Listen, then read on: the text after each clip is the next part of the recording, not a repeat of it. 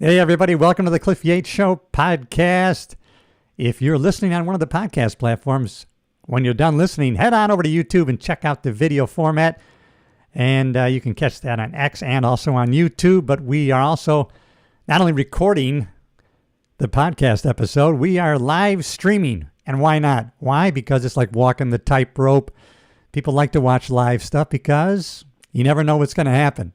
You might see something crazy because this show especially is unscripted.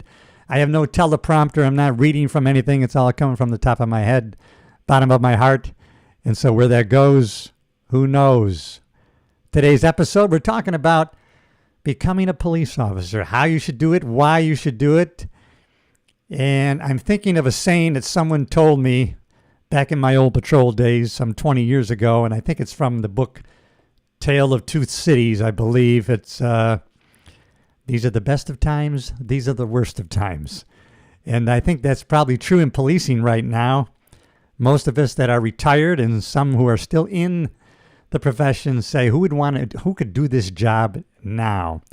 This is probably the worst time to be in law enforcement. And if you want to get into it, maybe it could be the best of times. Because now, and I'm thinking, I don't have my phone with me, but I was just reading how, and now I'm coming from a perspective of 35 years in law enforcement. I did 5 years in upstate New York, Livingston County Sheriff's Department, 5 years working patrol as a deputy sheriff in the rural back roads of upstate New York. And from there, wanting to go to a large metropolitan agency, I was applying to the New York City Police Department, Houston, Dallas, Fort Lauderdale, Los Angeles Police, and the LA Sheriff's Department. And in December 21st, 1983, I was hired by the LA County Sheriff's Department. So I headed from upstate New York out to California. That's the place where I needed to be. So I headed to Beverly. And I actually did work adjacent to Beverly Hills in the city of West Hollywood. And we're going to talk about that. But I'm here to help. If you have a calling, you want to get into law enforcement, or you're thinking about it and you have some questions about it, I will answer your questions live, and or I have from my email, I have about 20 questions, and I picked some of the questions that are kind of redundantly asked of me on numerous occasions about law enforcement. So that's my perspective. Upstate New York, small little sheriff's department of 20 deputies, out to California, to the largest sheriff's department in the world at one time, maybe still so, probably one of the best law enforcement agencies in the world, the LA County Sheriff's Department. And so December of 83 is when I ended up going from my little upstate New York law enforcement community to this large metropolitan agency. And I had a wonderful 30-year career, ups and downs, bumps in the road. But in the end, it was fantastic. And you can do the same. And policing is kind of weird right now in America. And why would you want to do that job? Even when I became a police officer, I was exposed to it because my dad was a cop and my uncle was a cop. Back when you didn't say cop, cop was kind of a derogatory word.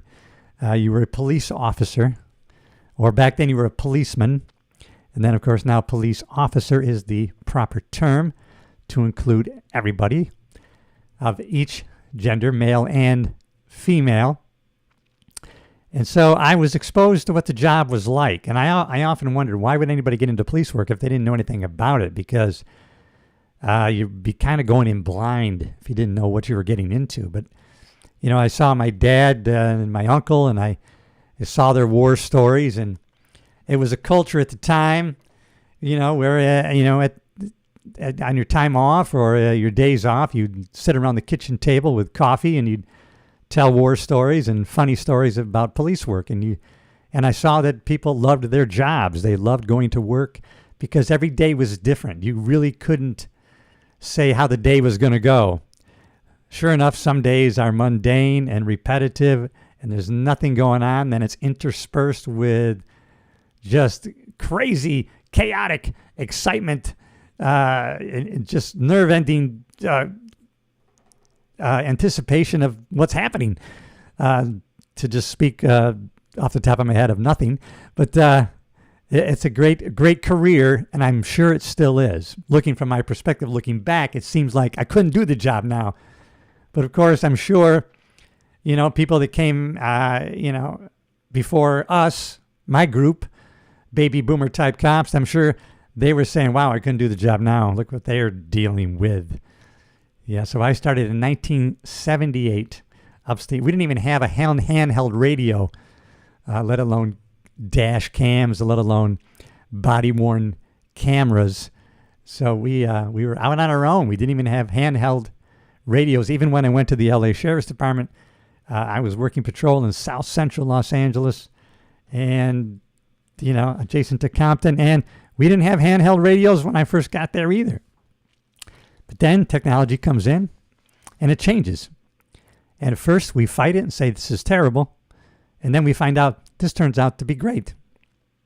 For instance, when dash cams first came into being and they started putting dash cams on the police cars, many police officers fought that. And this is crazy. Now we're being videotaped on our traffic stops and we have to be conscious of the camera.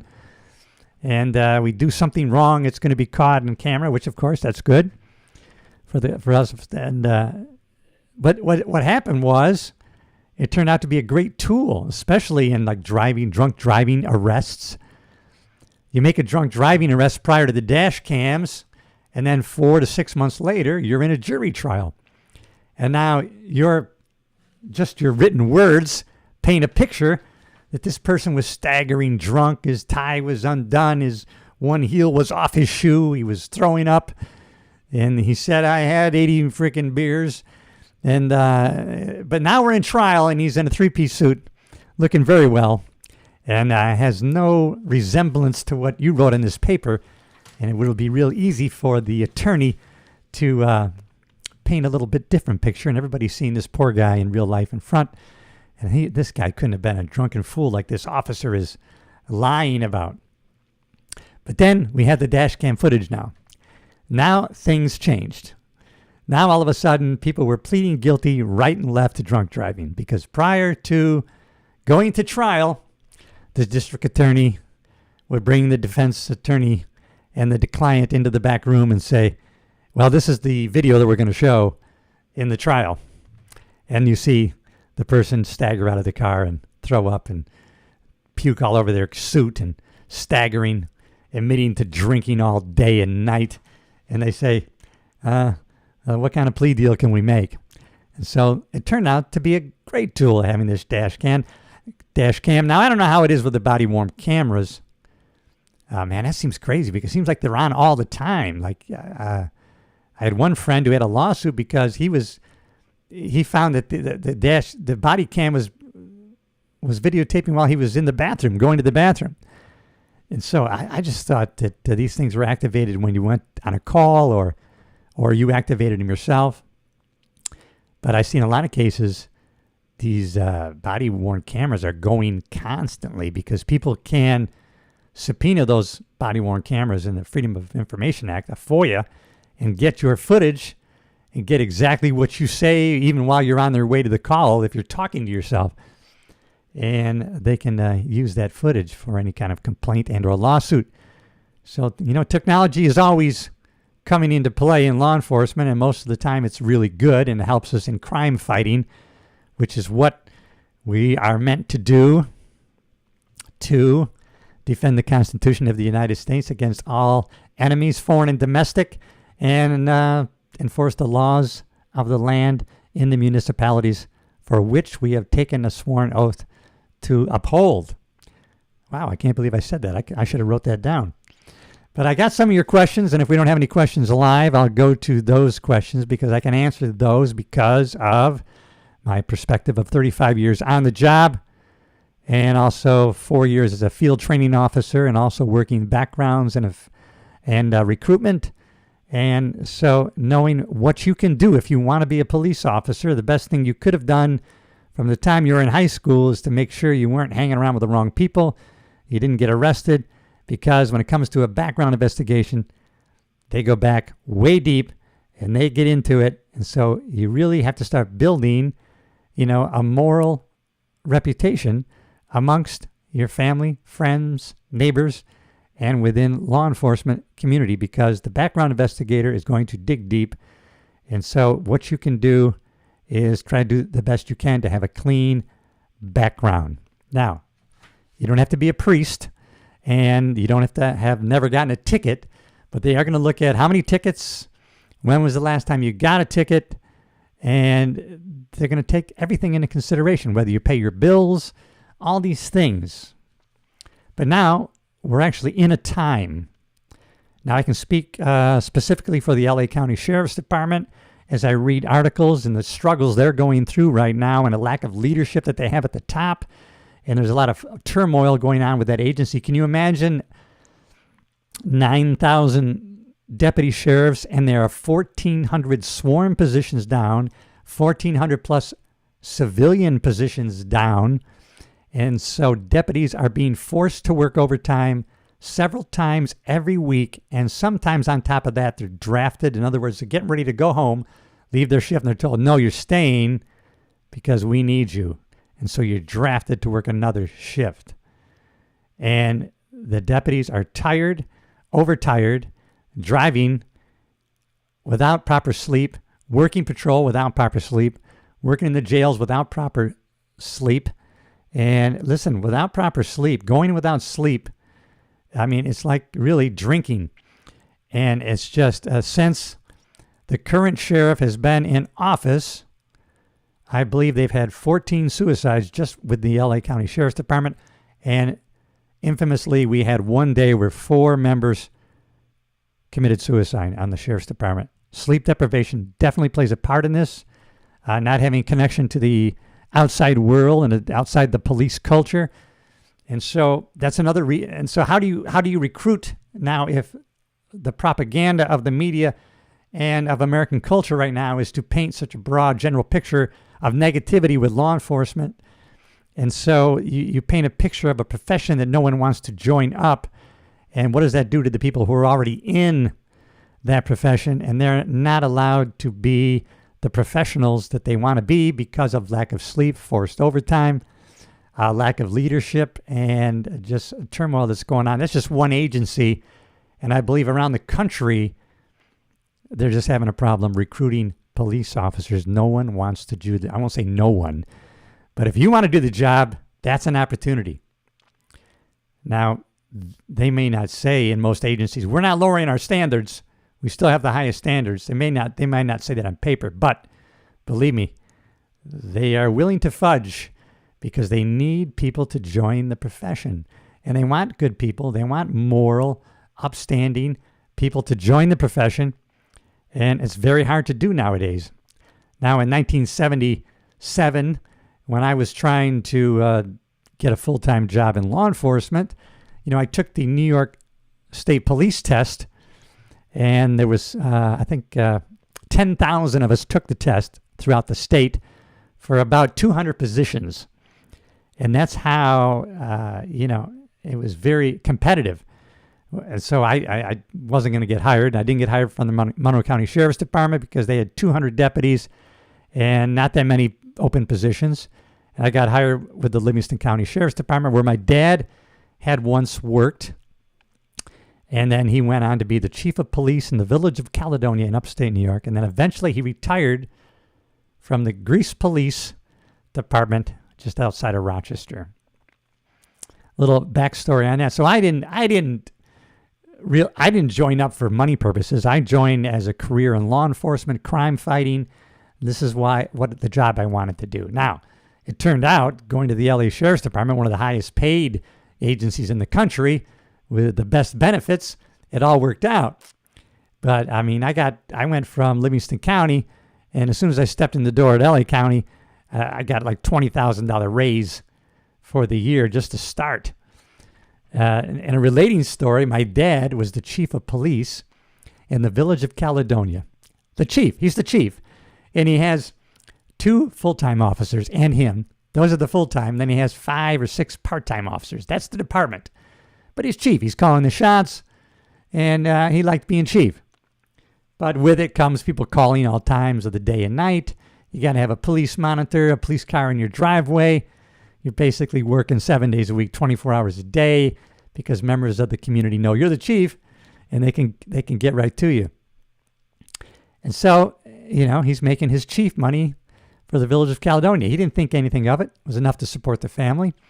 And then near the end of his career, when he's in his 50s, he got involved in, fights within the local politics of the mayor. When you're the chief and you're fighting for your officers and you're fighting for your budget in the police department. And so finally he said, you know what, I just want to be a patrol officer again. And so being a chief and developing relationships with chiefs all over the state, he was very not close, but he was friends with Jerry Phelan, the chief of Greece at the time. And he says, you know what, I think I want to just be a patrol cop. I'm going to leave Caledonia and I'm going to go, because in New York State, you have New York State retirement. So it's the same retirement system. So he quit being a chief, which I probably was hard at first too, just ego-wise. You're calling the shots. You're the boss. You're wearing the white shirt, working the day shift, and scheduling your officers, and you got your team, and to leave that, and you're going to be just a patrol officer answering calls. And but that's what he did. And then he showed up and he realized, wow, I was the chief of police, and I've stepped down from being a chief to being just a patrol officer in the Greece police, and my pay went up $14,000. And he realized, what have I been, an idiot? Because your retirement, New York State, is based on your last few years of working. And so, he got a $14,000 a year raise just by giving up being a chief and becoming a patrol officer in a larger department. I don't know how big Greece is, probably 50, 60 officers. And, and compared to me being in LA County, which was 9,000 plus, it seems small, but in upstate New York, that was a pretty large agency. And he loved it, and he would answer his calls, and he was also a crime scene technician. He took fingerprints at burglaries and stuff, so he would answer his jobs. And what he found out was, of course, he knew all along, the reason he did that was because going from being chief, car in the driveway, police radio in the living room, and on call 24/7. Now he was going to work at Greece, and it was just a 25-minute drive. And now he's getting in his patrol car and he's answering his calls for service. He's writing his reports. And now when he goes home, it's over. It's over for the day. And the next day is going to be anew. It's going to be a whole different day. There's nothing left from the day before. Not like when you're a detective and you got cases hanging over your head and it's time sensitive, and you got the time pressure for cases and presenting cases and trials, and you're the chief of police and you have paperwork due and budgets. No, he worked his patrol job, and then when you work patrol, you have to finish most of the time all your paperwork on that day, unless you put it off for the next day. On rare occasions you can do that, or you get paid overtime to finish it on that day. But your day gets finished when you're done. And then when you come back the next day, you got a clean palette. So working patrol is kind of good that way. That's one reason I didn't want to become a detective. I don't think I would have been good with cases hanging over my head. I would have been going through. I would not be sleeping all night long. So now let's answer some questions that I got on the email. Why become a police officer? What are the main reasons someone might choose a career as a police officer? Well, for some people, it's a calling of a profession, law enforcement, criminal justice. They go to college, they take criminal justice courses, and they maybe get a degree in criminal justice. And they have a calling to get into law enforcement as a profession, and also for the opportunities and also for the benefits. One of the few jobs still remaining in America where you can work your 20, 25, 30 years and you get a pension. You get a pension. You leave your job relatively young and you still get paid a salary until you die. And depending on what the benefits that your union has negotiated wherever you work, you have other benefits. You have holidays, time off, vacation. Also, when you retire, some or part or all of your medical is covered. Now, with the LA County Sheriff's Department, you get 4% of your medical covered each year until you get 25 years in.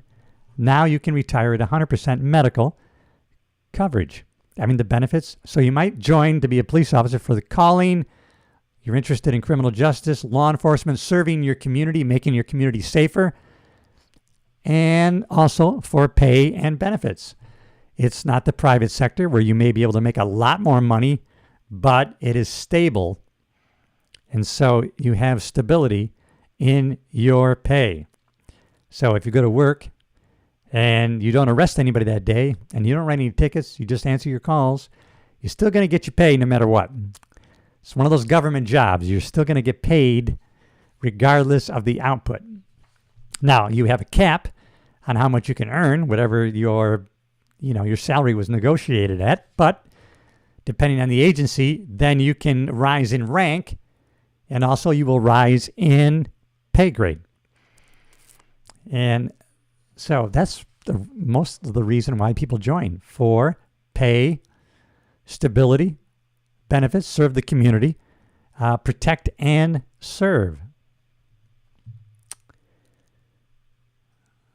What personal qualities or values align with a career in law enforcement? Obviously, they're looking for the most honest, moral people they can find, who have discipline, who can, at one time they hired a lot of prior military people because they already had been in a structure, an organization, where there was a rank and file, where there was a chain of command, and they knew they had already, followed orders. They already knew that they had to be somewhere at a specific time.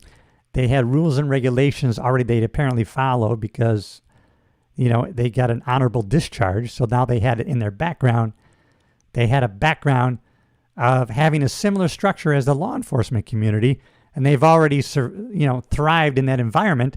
They would be a good candidate for police work. So we used to recruit a lot in the military when people were coming back from Iraq and coming back from being deployed and they're about to leave the military. We would actually recruit them, and we would have officers in the LA County Sheriff's Department who were high-ranking reserves still, or had at one time been a high-ranking person in the military branch wherever we were recruiting.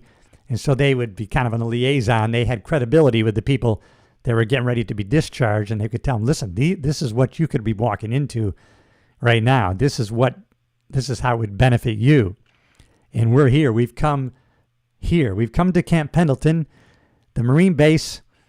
You're getting ready to be discharged, and we are offering to give you the written exam right here and start you in the background process. And that's what I was saying earlier. You really want to try to establish yourself, and you might not know. You might have worked some other career prior to you wanting to be a police officer, but hopefully you have a good reputation, and you've left a background of yourself that's going to lead you to want for that agency to want to hire you based on your past performance. And a background investigator will be looking into that. Let me talk a little bit about that process, since this question kind of leads to that, so that you know what you're getting into. So what will happen first is you're going to take a written test. Well, let me go with what the LA County Sheriff's Department had to do. Now, I was an out-of-stater.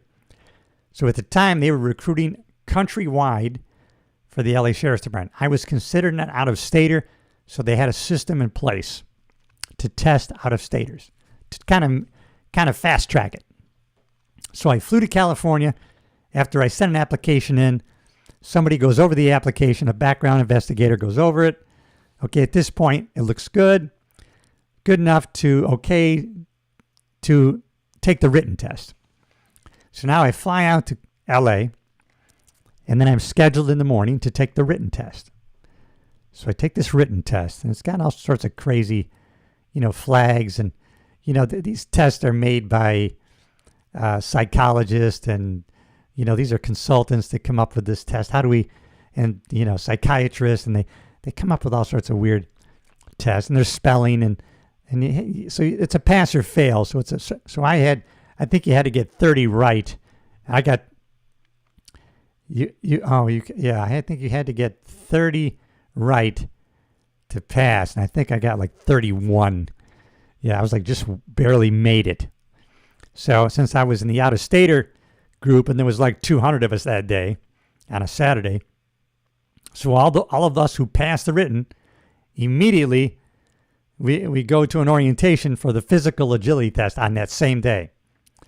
And so, there's a guy that tells us, this is what you're going to do. You're going to put this belt on. This weighs 12.8 ounces, and it simulates the weight of a gun belt.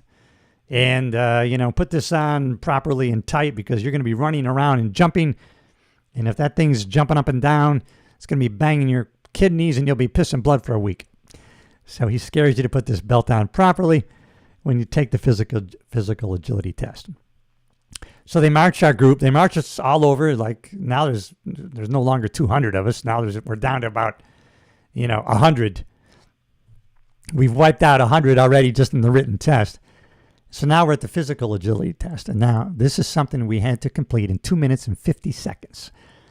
And as I remember it, you have to climb over a 6-foot wall, right? They start the clock, boom, go. You climb over a 6-foot wall. Then you walk on a balance beam. And then you jump through a window.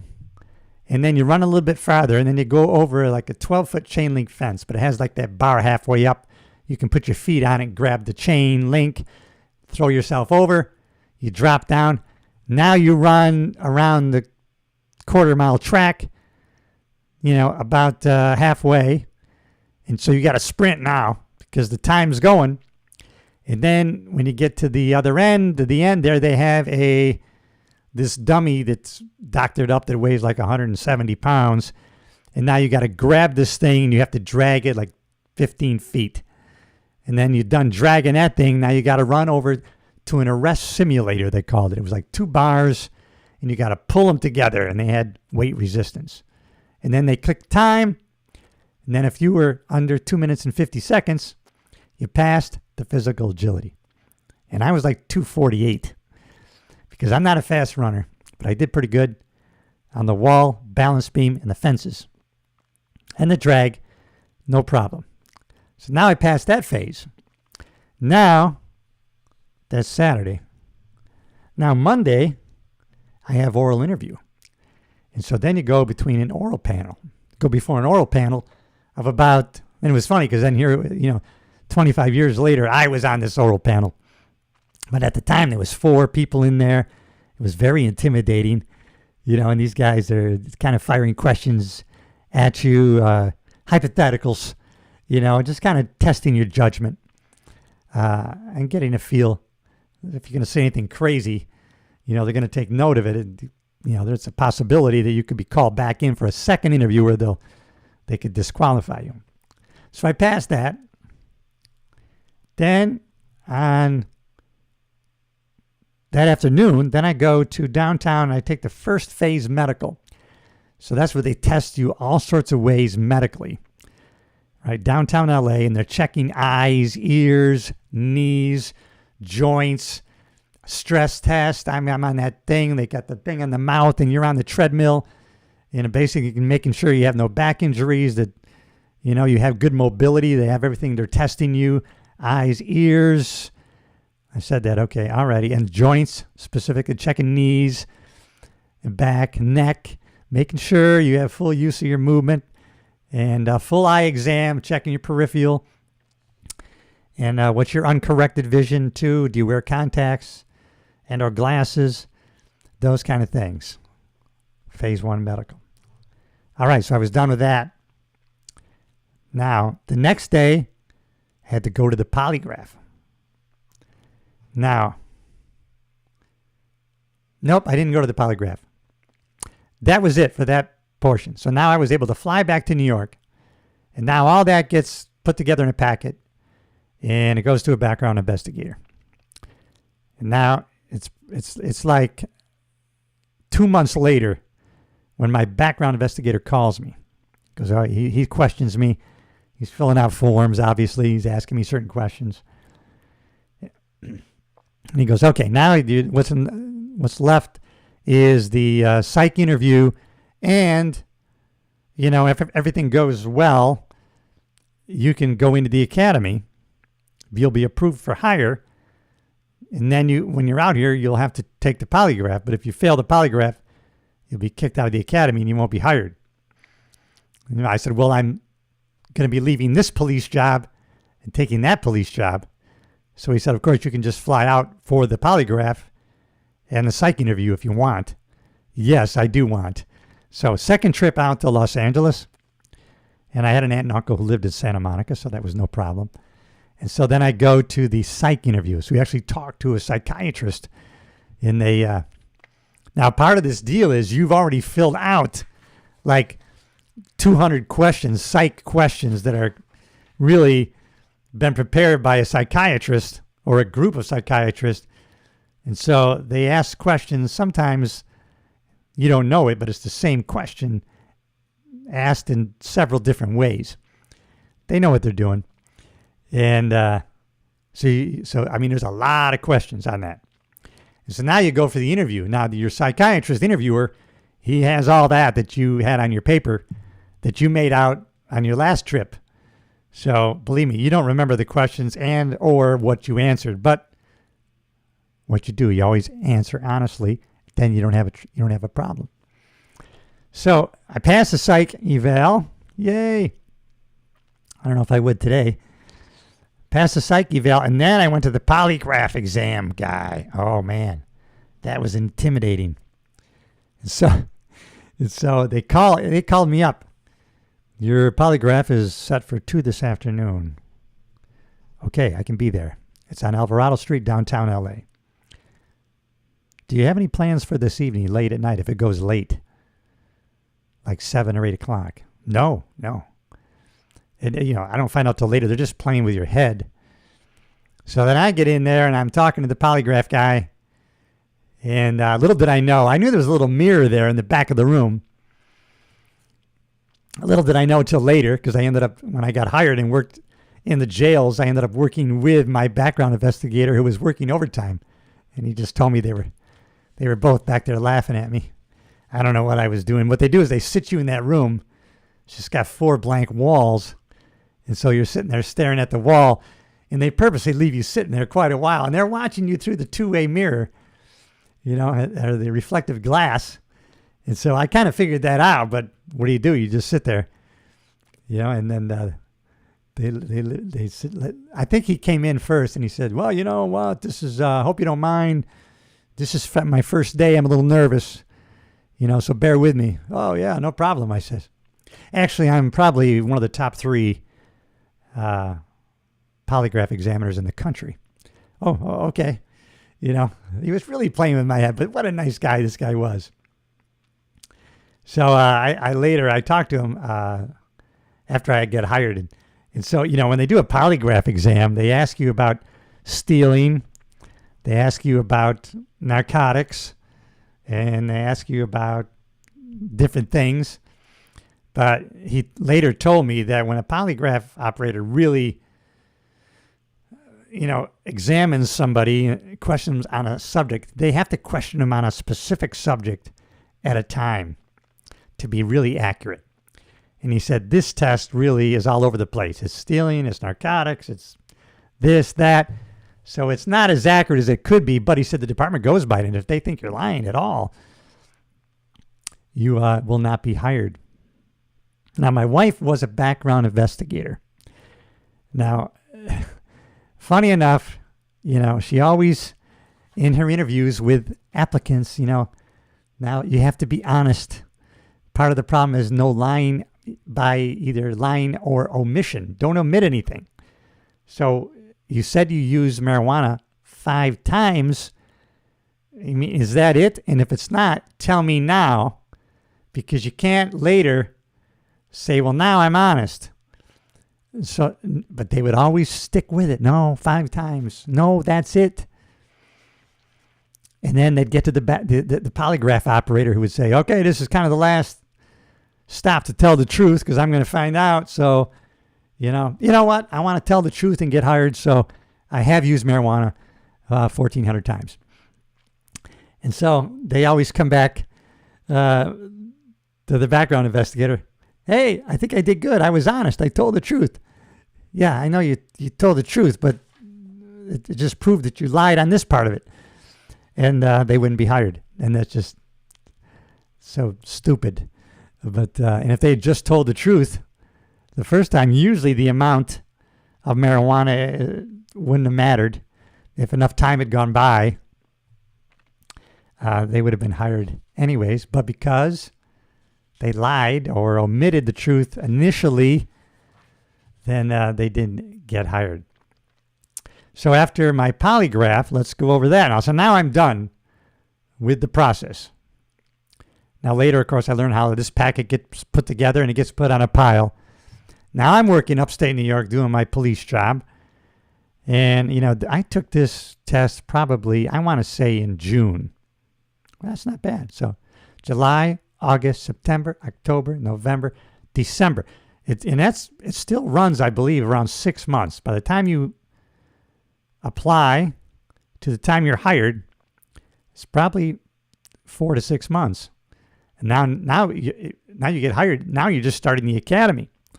So for us, that was 18 weeks. It's probably more now or less. And so I went back to my upstate New York job after taking all these tests in June. And now I'm working fat, dumb, and happy, except I wasn't fat, and just dumb and happy. And then, of course, now I'm thinking, what happens when I get the call? Because now people are in your head. Not my family. They were supportive. People are in my head. Hey, do you really want to? You've been here 5 years. You've been working patrol here for 5 years. You're well thought of. You have a good reputation.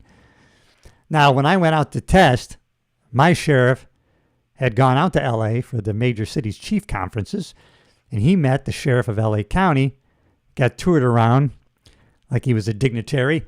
And so he told me, he goes, L.A. County, that's the best in the country. I'll give you the time off to test. Hey, and if you want to come back here, you always have a job. So that was pretty nice that I had that stability or that option to come back. But of course, everybody, family, friends, they're always, did you really want to do this? I mean, that's 3,000 miles you're going. Do you even know anybody out there? I knew my aunt and uncle. That was about it. So I was going in blind. And, but so the call did come December. Now these assholes in the backgrounds, and I didn't know they were assholes until I got in the department. So here they are. They call me up. Well, do you want the job? And now you're going to tell them yes or no. I mean, and until I got that call, I really didn't know what I was going to say. So I said, yep, I want the job. Well, how much time do you need to get to be out here? I was really, I didn't even know what to say. Oh, I need a couple of weeks to, get things together and, give my notice and, and pack up, drive out there. And so they said, okay, be at the Hall of Justice on 211 West Temple Street in downtown Los Angeles on December 21st at 8 a.m. So I'm thinking, okay, December 21st, 8 a.m. I'm thinking that's when the academy starts. I'm going to start that day. Obviously, right? It's 4 days before Christmas. No, I get there. I'm sworn in. You get some credentials and talking to. You sign the paperwork, fingerprinted, do all these things. They actually do swear. Back then, they swore you actually in as a deputy sheriff. I even think they gave us a gun and said, put this in your drawer. Don't touch it till you're in the academy. And then I didn't go into the academy until January 21st, 1 month later. So after you get sworn in, depending when your academy starts, you work at what they call an off-the-streeter status. You're still a deputy sheriff, but now they assign you, they spread you out. And I was in personnel, 5 or 6 people go into this jail, 10 to 20 go over here, 10 to 20 go over there. 10 to 20 go over. You got. This is LA County. There's 6 jail facilities and 20 some patrol stations. So most everybody went to went to one of the jails until the academy starts. So we had we started with like 120 cadets at the time. They go back and forth whether they're recruits or cadets, because after a while they finally got smart and they didn't swear anybody in until actually you were in the academy and you were going to graduate, and then you had your hard badge and whatnot. So they kind of got smart on that deal. But so then I didn't start the academy until January 21st. Now, what I'm saying about that, why they were assholes, I mean, I could have spent Christmas with my family right before I had to drive across country to go downtown LA to be sworn in December 21st, because I'm out there, at that time I was with my aunt and uncle, so that was fine. But eventually, I'm in a 1-bedroom apartment in Culver City in the academy with a mattress on the floor and a kitchen table. 1 chair. That's how it is when you start. And so then at the time it was 18 weeks in the LA County Sheriff Academy, which was really, what a tremendous academy. It's one of the best. I think it's on par with, LAPD and the California Highway Patrol. They're just the best. And I think NYPD has a great academy also. Of course, NYPD does academy. They have 12, 13, 1,500 people graduate. And so at any one time, sometimes we have 3, 4 academy classes going. Now that we have 2 academies, north and south, I mean, at the most, what are we going to have? 300, 400, maybe. So as I was saying earlier, the department in LA is down 1,400 sworn positions plus. And every year, they at one time, on a normal time, they lose 500 just in attrition, people leaving, fired, and or retiring. And I'm sure it's even worse. People are leaving the job just because, the forced overtime, no time off to be with family, and they're burned out. So people are going to other agencies and or just quitting the profession altogether. But that's my experience of how you're hired. And each department is going to be different in hiring standards. Now, the LA County Sheriff's Department constantly, when they're hiring, they have to hire in large numbers. So you have the best opportunity to get hired when people are hiring in large numbers. Whereas opposed, I was talking to someone in Torrance Police Department, a very great police department, but they could be very picky. I remember at the time I was talking to one of their sergeants, and he was saying, yeah, we haven't hired anybody in 5 years. What? Yeah, we're getting ready to hire 4. 4 people. Oh yeah, they have to have a bachelor's degree too, and they have to be pretty much, they have to be squeaky clean. So it depends on what department you want to work for. Now, let's go over the difference between a sheriff's department and a police department. Now, a sheriff, by law, is required to maintain the county jail. They're not required to have a patrol force, but most sheriff's department have both. So LA County has both. They have a large jail system, 6 jails, could be 10, 15,000 people. Well, maybe not now since they release everybody, so maybe 5 people. And so then with 20 patrol stations, and the LA Sheriff's Department was also in the business of being a police department for contract cities. I think we had 70-some contract cities. In other words, the city of West Hollywood, where I also worked, which was fun, where the Sunset Strip is, where the Whiskey A Go-Go is, where the Roxy on Sunset is, and the Rainbow Room, and all these iconic music venues are there. That's within the LA County Sheriff's Department jurisdiction because it's on the Sunset Strip in West Hollywood, and it's 2 square miles. And instead of having their own police department, they contract with LA County Sheriff. So they buy, they have criminal cars. They pay for so many criminal cars. They pay for a bike patrol. They pay for motors, a couple traffic cars.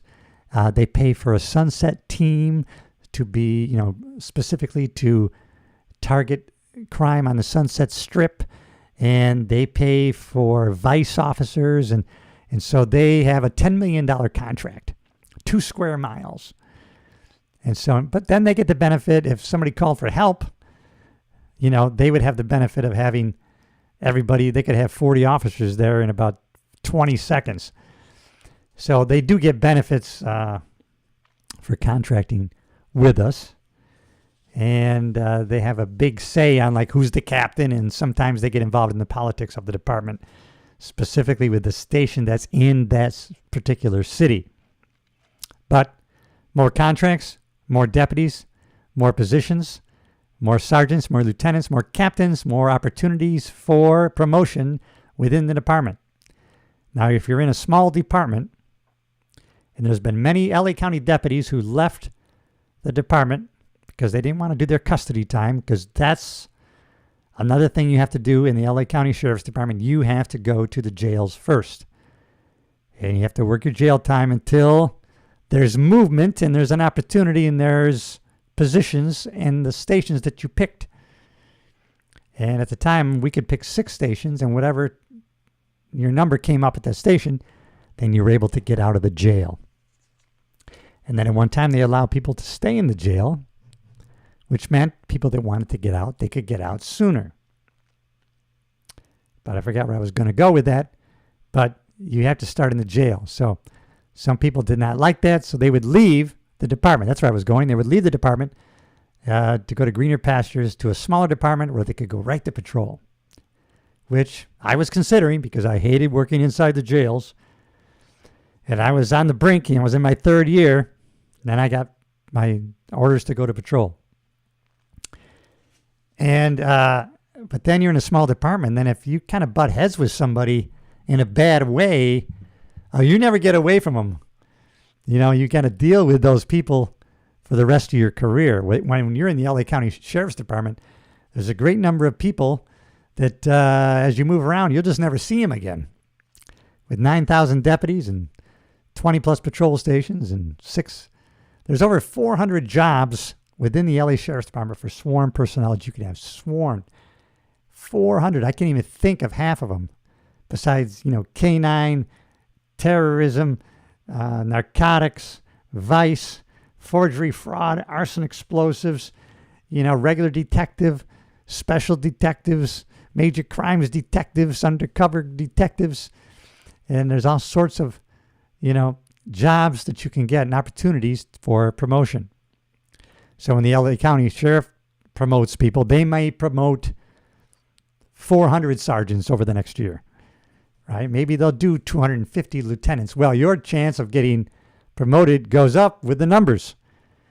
And, you have to go through the application process, the oral interviews, and you got to have somebody really advocating and supporting you. It's an arduous, competitive process to get promoted. I only went to sergeant, and which I'm glad because I stayed in patrol, except for a couple years I had to go to custody. Now, the beauty of the LA Sheriff's Department is that you graduate from the academy, and now, unfortunately, you've got to go to the jail. Now, if you're 21 years old and not that mature, you're going to spend 2, 3, 4 years in the jail system, and you're going to be learning how to interact with these criminals. And you're going to learn how to talk to them. You're going to learn about the gang members, the different gangs, who's fighting who gets along with who, and you're going to be able to exercise that command voice that you learn in the academy, telling people what to do and telling them to do it now. And you're going to have to deal with persuading these people to do it and maintaining control, maybe a large group of inmates by yourself. And you're going to learn real quick. You're not going to be disrespecting people if you want to get things done. So you can be stern, authoritative, and commanding, but don't be abusive, because a lot of those inmates in there, even though it's a county jail, they're in there for murder. They're waiting on a couple trials. They got nothing to lose, and they could try to take you out. So you learn real quick dealing with the street criminals. And you're doing this for 2, 3, 4 years before you go to patrol. Now, when you get ready to go to patrol, it's like going to a different academy all over again. Now you go to patrol school. Because now you got to get reacclimated. You got to get out of that jail mind. Now you're going to patrol. And now you got to pass that. So now you got to pass patrol school first because you're going to be tested. There's going to be a lot of written. It's like 2, 3 weeks written stuff. And now you're going to go out to Universal Studios or you're going to go out to Burbank Studios. And they're going to have all these scenarios set up like real life. They're going to have houses. They're going to use actually movie sets to test you. Right? They're going to say, okay, you and your partner just got to come out. You just got to call. Domestic violence. All right? This is what they told you. There's a man in the bedroom with a gun. And now this is what you're rolling up on. Get in the car. And then you've just pulled up. And now do what you're going to do. And now they have people that are role players. So now they have a woman coming out of the house screaming. She's yelling. And now somebody else comes over. Maybe it's a neighbor. You're trying to say, hey, what's going on? We just got a call. And now they're screaming at you. Someone's trying to distract you. And now you remember the guys and the gun in the back. And now you're trying to question with the and people are giving you a hard time because they've been told by the assessors, by the people running the scenarios, how bad a time to give you. And so they can ramp it up, and so then you're done with that scenario and they mark you. Right, okay. And then you go on to the next thing. And they tell you, okay, this is a call for a stolen bicycle, pop, pop, pop. Or, this was a robbery just occurred call. And so you have like 5, 6, 7, 8 scenarios you got to go through and you get tested. And so you have to pass those before you're going to go to your assigned station to start your training. But now you've matured 2, 3, 4 years. Now you're 25, 26. And now you've gone through extra training. And now you go to your patrol station. And now I just heard a guy being interviewed by Jocko Willink. He was talking about his patrol training. And he was saying, then we got to be checked out. We got to ride with another person for like 4 or 5 weeks. 4 or 5 weeks. The LA County Sheriff's Department, the field training is 6 months long. It's usually 4 months with your training officer, maybe 5. Then a month by yourself with your training officer shadowing you in another car. And then you sometimes come back together for a couple of weeks, to work on anything that you might be lacking before you go off on your own. So 6 months, intense training. There are good training officers and there are horrible training officers. I became a field training officer and I was tremendous because of what I've learned. Now I went to what they call a fast station, a ghetto station, and out of love, they kind of try to break you. And they throw everything at you at once, and you just can't do it. It's impossible. It's a no-win. When you're thrown into that environment, and it's crazy hectic, you got to go out, check your car, search your car, get it prepared for patrol, check the desk for calls. Hey, you might go out of the station 5 calls down already, let alone all the shootings that are going to happen while you're out there. And then you better know where the heck you are at all times because you're going to be called to know where are we in case something goes wrong. You got to call for help. And then you're going to have to answer the radio. It's impossible to pay attention to everything that's going around you and hear the radio. Your ear is not trained to the radio. So I knew when I had my trainees, I told them to focus on where we were at all times. That was the most important thing. In case something happens, I'm shot, you got to jump on the radio. You know where we are, or you know where that next street sign is. As we drive, you're paying attention to because I'm always going to ask you where we are. Now, some training officers would have, they got their trainees writing all the time. They're writing, they leave a call, better start writing. You don't have any time, you better write. So they have their trainees with their head in the report as they're driving to the next call, and they think that's good because they're stressing them out. But how are they going to know where they're at? They can't. How are they going to learn how to listen to the radio? They can't. So I always said, let's concentrate on you knowing where you're at all times. Don't even pay attention to the radio. You don't even touch the radio right now. If we need help, I'm giving you instruction how our radios work, how to get on the air. But the first few days, you're not touching the radio. No way. I just want you to focus on where we are. Now, gradually, I want you to have your ear being trained, to our car number so that you're able to talk with somebody, and that bop, bop, bop on that radio, constant beep, beep, beep of that radio and talking, it doesn't bother you. You can talk to somebody, get information. But when our car number comes up, you'll hear it, and you'll pay attention to it, and you'll answer the radio. But your ear is going to be trained to that. But it takes time, and you can't expect somebody to come in the first day and be able to do that. And so for you to yell at them for not being able to do it, it's a way to stress them out, but that doesn't make for a good officer. So to me, that was not my training philosophy. And so, some training officers, when I went out there, my fellow trainees, and this happened to me maybe for a couple of weeks. You get done with your shift. You could be 6, 7, 8, 10 reports down. I've left the station before, come back the next day, people are still writing.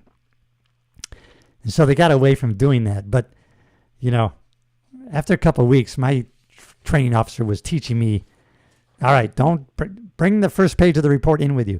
Put their last name, first name, and all their horsepower on the report right there. Don't forget the notebook. Now that report's kind of half filled in already. Now we're going to the next one. So he wanted to train me to be efficient. I want you to be able to handle the same things that people have to work overtime to finish. You're going to be able to do the same amount of work and go home on time. And so I thought that was great. Learn to be more efficient. You're supposed to be trained to do that. And we made a lot of arrests, had a lot of reports, but when I was done, I could handle everything. Now, there are designated traffic cars at these stations and specific DUI cars and whatnot. But you know what? I learned how to, I wasn't even traffic trained, and I was able to take traffic reports. They call them property damage only, PDOs. And so I could take those reports where a lot of deputies got out trained. They couldn't even take those PDOs. I could take those. So my training officer wanted it so that when I got off training, you could handle everything. You don't need to call anybody else in. You can do it. So being a field training officer is very fun. And to get any other job on the LA County Sheriff's Department, you really have had to be an FTO. To go to detectives, to get promoted, you really should have been an FTO. At one time, that was kind of the career path. All right. I've gotten about 2 questions. And let's go to something interesting here. Is policing a good career choice for someone who wants to make a difference? Absolutely.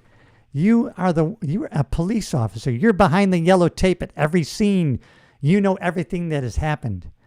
There are people outside the tape, even people on the department. They're not allowed in the crime scene. This is your call. You've yellow taped this crime scene. You know everything that happened. You are behind that yellow tape. You are protecting evidence on the scene. You are deciding who goes in and out of this crime scene. You know all. You are writing the report. You're in charge. Even if you're on training, you're telling people what to do, right? At the station, you're a trainee. When you're out in the field and you're the handling deputy, you take control and you're taught to do that. And so you can make a difference all day, every day, all day long. You have an opportunity. You have a lot of freedom to drive, go where you want to go, stop your car, get out, talk to who you want to talk to. You can make a difference. In 1 minute, you're stopping your car and you're getting out and you're helping an old lady in the crosswalk. And you're holding her arm and you're making sure she gets across the road safely. 90 seconds later, you could be in a gunfight with Los Lomas gang members and they're trying to kill you because you caught them in the middle of a robbery. And you have to be ready to adapt to those situations on a dime. Pinpoint timing.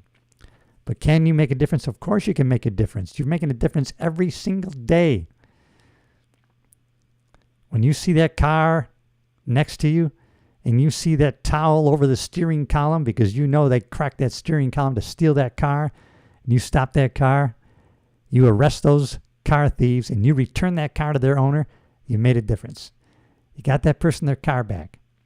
When you stop burglars and you got the fruits of the crime and you're able to return those items back to the owner, you made a difference. You can make a difference no matter what the call is, no matter what contact you have with the public, you can make a difference. You got a swollen ankle, you can't work, you got to work the front desk. That person that comes in to the station, that big brick building, and they're intimidated, they need help, and you can greet them with a smile and be of service for them and go above and beyond, you can make a difference. So you can always make a difference out there. You have the freedom to make a difference. I was talking to a friend of mine. I go, wow, just some people just hate the police. And I go, well, and he explained it to me. He goes, well, people are always going to have a certain amount of animosity to any group that has that much discriminatory power. So we have, as police officers, discriminatory power. And as we've all seen, some people end up abusing that power, and that's a bad thing. So we need to fight that. And so we always need good people in law enforcement. So as bad as things are today, and there are some place, I got a video the other day. It was this female officer. She's dancing around in her car. My first response was, this is not real. It cannot be a real police officer, but apparently it was.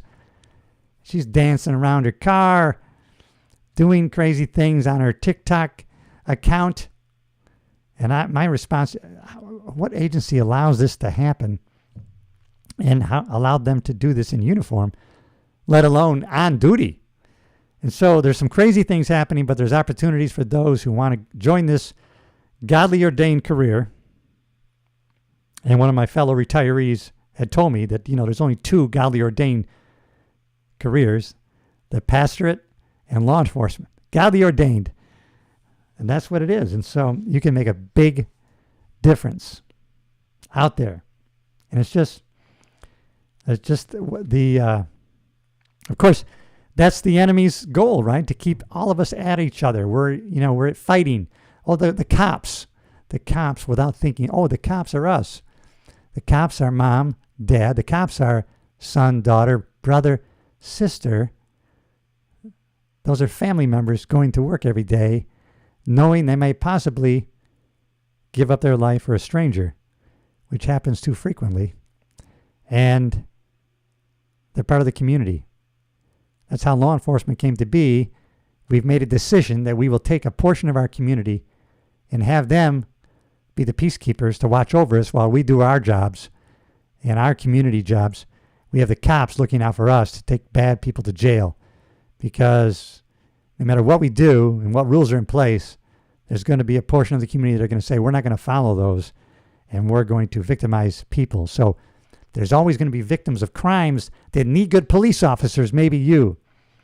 And even though we're at a time when people in police work are telling their relatives and their friends, you don't want to do this job. And so I don't know how we're ever going to get good people, because so that's why I'm thinking it's the people that have a calling for this that are going to do it right now. And you have members of the community. You don't want to do this job. These people, they're systemic racist. And you don't want to be lumped in that job. Do you want to be spit on, pushed around? Well, that's not the job people want to take now. So we need to change the culture of America regarding policing, so we can go from zero to hero, back to where we belong. In a lot of cases, we're still there. But you see online, there's always a video showing that we're not. But we need good people, and you can make a difference. Let's see if we have anything else I can get to before I wrap this up. Do I need a college degree to become a police officer? In some agencies, you actually do. They require it. They require usually an associate's degree. Some cases, these agencies require a bachelor's degree. I know one time if you want to join the FBI, why you would want to do that, I don't know, but they required a bachelor's degree. And I know with the LA County Sheriff's Department, if you start with a degree, you start at a higher pay. So it's no longer required for you to have a degree, but if you have a degree, you're going to start at a higher pay grade, a different step.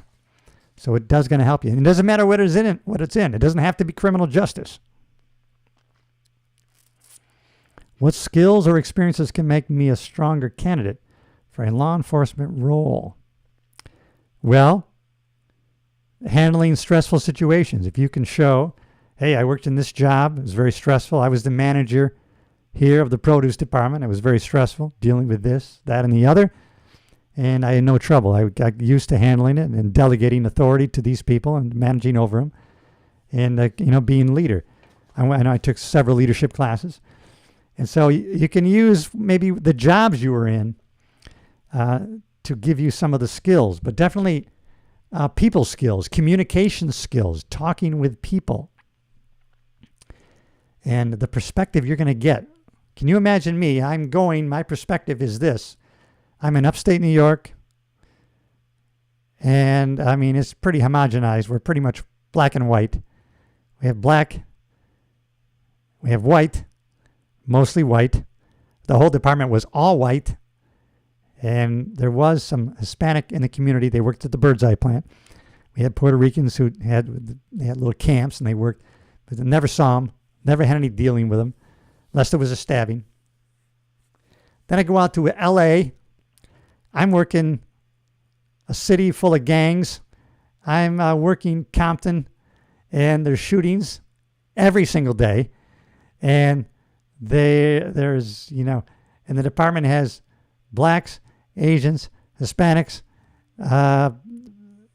Indians, the whole array of cultures is in the LA Sheriff's Department. As a matter of fact, we really reflected the culture or the demographics of LA County. The department was basically 60% Hispanic, and it went along there with the whites were not the dominant culture, really. And so you get those perspectives. You get to work with in and around all these people, and you learn new cultures and communication and languages. And, I didn't even take Spanish, but now I can actually say, yo quiero hamburguesa con queso solamente, nada más. That means I want a plain cheeseburger, nothing more. Are there different paths to becoming a police officer, such as lateral transfers or specialized units? Yes, there is. You could actually laterally transfer from one department to another. You can do that. You could be a young person in Los Angeles and become an explorer at like 12 or 13, 14 years old. And you start learning about the police community and the culture, and they start using you to maybe set up traffic cones or help direct traffic or something like that. And then you learn, what you need to do to get it to join the department when you become of age. So you could be on that path of being a sheriff explorer with the police department. How long does the entire process take? I think I've gone over that. Pretty much 6 months from start to finish. Are there opportunities for personal growth and career advancement in policing? Absolutely unbelievable. They will send you to leadership schools. They will have, there was a Deputy Leadership Institute. There was a Supervisors Leadership Institute. And we had business leaders come and train us on skills of leadership. And they will train you, and it's free of charge. You can actually go to college, and there's the department in LA is associated with East LA College. You can take classes for pretty much nothing, and they will use part of your work experience going towards your degree. There was actually LA County University. The department had their own university, which was associated with a college. But while I was a deputy sheriff, I got my real estate license, and I went to a sales class, and I went to Jim Rohn, I went to Tony Robbins, and I started changing my thinking, changing my actions, changing my results, learning how to communicate better. I thought I was getting myself ready for a career in real estate, but really I was getting myself ready to improve my career and my life and relationships all the way around. Some of these principles and values and habits, they go across the board. So what I thought I was gaining skills to become a salesperson in real estate, all of a sudden those skills were helping me in my police career. And I turned my police career around, got promoted to sergeant, worked some great assignments, and fixed some relationships, developed some new ones, and got in the mindset that I could bring me here today to be talking with you, answering your questions on how and why you should become a police officer. And even though these are bad times, when I say bad times, because I'm thinking of after 9/11, and I've told this story many times, so I'll cut it down. But I was working Universal City as a deputy sheriff, and at that time, after 9/11, I mean, people just wanted to hug us. They wanted to have their picture taken with us. They wanted to thank us for our service, right and left. Tourists from all over the world were just so happy to have their picture taken with an American police officer. And now, look where we are today. So, and maybe people are still wanting to take their picture with you. If so, leave it in the comments. I'd love to hear about it. All right, I don't see any other questions that I really haven't answered from what I've already told you, what you need and should do. Now, part of the deal is when you go in your background, they may tell you, hey, your credit report sucks. And right now, you're not going to be hired. But you could clean that up, come back in a year. You use marijuana. Don't use marijuana for a year. You can come back in a year. Now, some people do. They actually do wait a year. They do reapply, and they actually do get hired. Now, a lot of people don't. They just find a new career, or, they come back again, but they didn't clean up their act. Even they were told this is what you need to do, and then you can be hired. So you're given an opportunity. Actually, they will tell you it's not so bad that you're disqualified forever, but if you give enough time and you establish good credit, clean up this, that, and the other, show it a pattern of practice of high moral value, and there's a chance for you. And if you don't get hired as a sworn personnel, a lot of times they'll hire them as maybe in the jail, or they'll hire them for a civilian position. But that's it in a nutshell. I hope I've given you some insights on law enforcement, the police career. It was great for me for 35 years. And I didn't tell any stories too much, but we'll get to that. And I think I'll do another episode on being a field training officer, because that's kind of cool. And so whatever else you would like to hear about law enforcement, I'd be glad to do an episode for you in the comments. Whatever you want to hear, I'll answer it. All right, until the next episode, I love you. This was live, and this will also be on other podcast platforms once it is edited. But right now, you saw it live and in person as it happened. No teleprompter. There was no safety net, and it all worked out for the best. All right, God bless you.